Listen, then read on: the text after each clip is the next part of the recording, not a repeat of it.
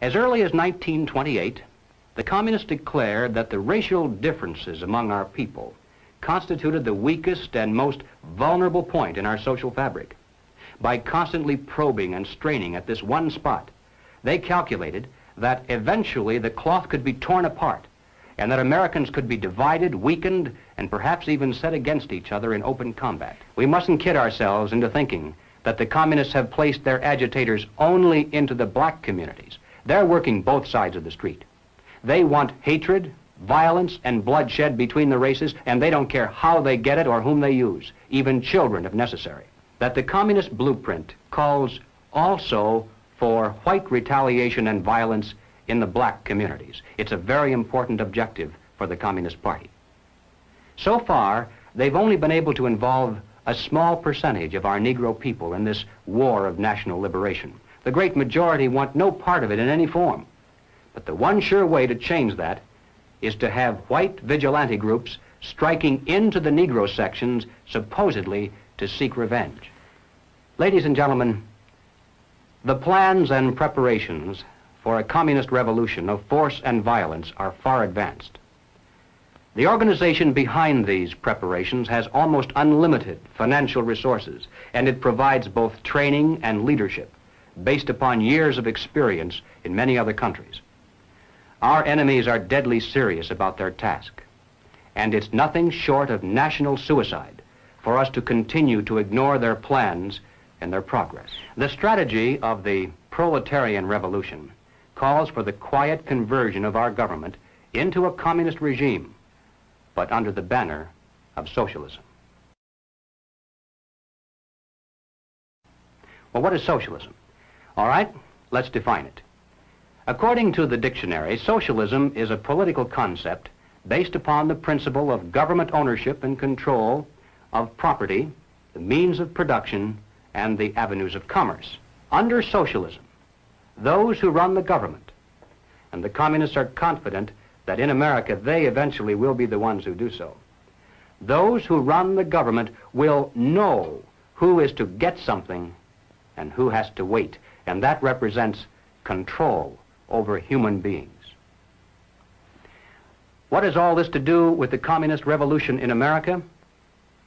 Well, ladies and gentlemen, it has everything to do with it, because the building of socialism is the communist revolution in America. It represents the process whereby our country can be moved gradually toward communism without the people even being aware of it.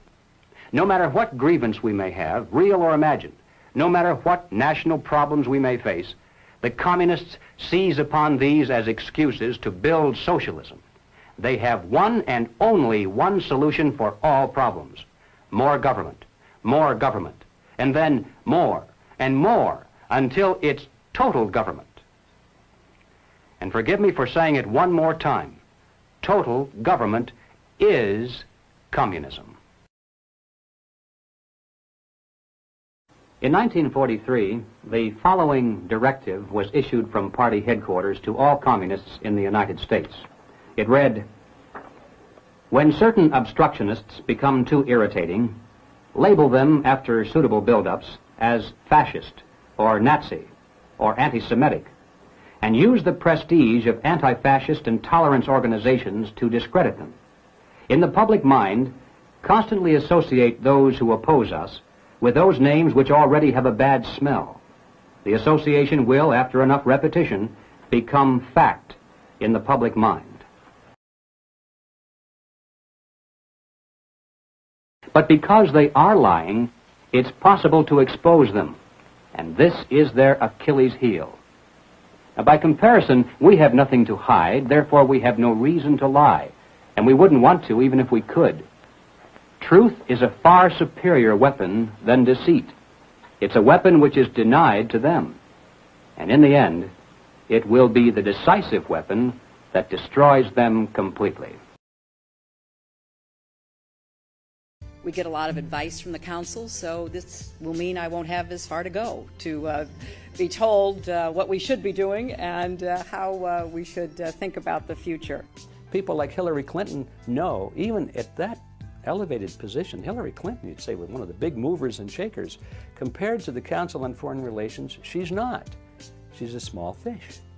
And she knows that she's got to get the approval of the CFR. I had a friend, Nick Rockefeller, okay, who was one of the Rockefeller family.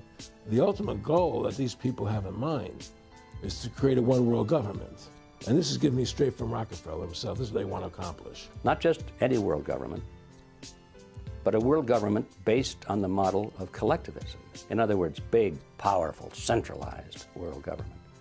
If it were a world government based on the principles of freedom and freedom of choice, freedom of culture, low intervention, if no intervention in the lives of normal human beings, it might be a wonderful thing, but that's not the kind of world government the left and the right have in mind. They're talking about total world government with all major decisions being made at the top and people at the bottom being peasants, basically, in a high-tech feudalism.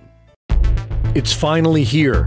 Introducing the new Survival Shield X2 spray. Available now for 33% off at InfoWarsStore.com. Listeners have been asking us for months to develop an iodine spray made with our exclusive Deep Earth Crystal Nascent Iodine. Our proprietary new Aerodyne technology allows us to harness the full power of ancient iodine crystals from 7,000 feet below the Earth's surface into the ultimate spray formula. Iodine is an essential mineral that helps support thyroid health, healthy metabolism, and healthy cognitive function.